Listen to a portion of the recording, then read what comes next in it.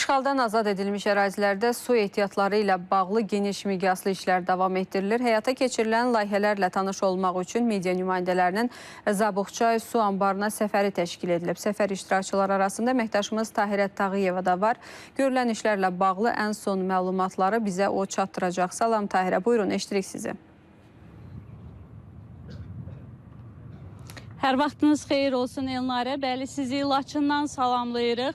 Tikintisi başa çatmış Zabuqçay su anbarının ətrafından ilk dəfə olaraq Zabuqçay su anbarının görüntüsünü sizlərə təqdim edəcək.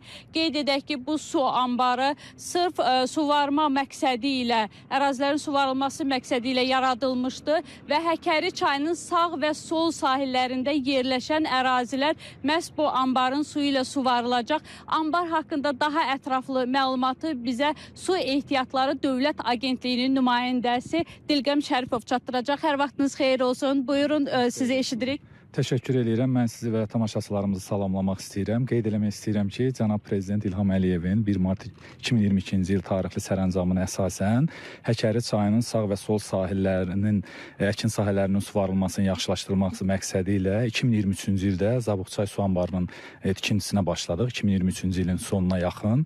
Artıq anbarın tikintisi yekunlaşıb. Anbarın texnik göstəriciləri haqqında məlumat vermək istəyirəm ki, 27 milyon kubmetr su tutumu həcmi var. 2100 hektar əkin sahəsinin suvarılması üçün nəzərdə tutulub. Anbarla bərabər 51,6 kilometr qapalı boru xəttinin də tikintisi yekunlaşıb.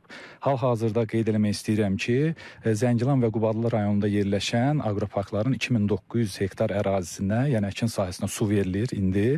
Texniki göstəricilərinə gəlmişkən qeyd edeyim ki, bəndin hündürlüyü 61 metrdir, 501 metr bəndin uzunluğudur, bəndin enisi 10 metrdir və inanırıq ki, bu anbardan səmərəli şəkildə bizim fermer təsərrüfatçılarımız istifadə eləyəcəklər. Təşəkkür edirik.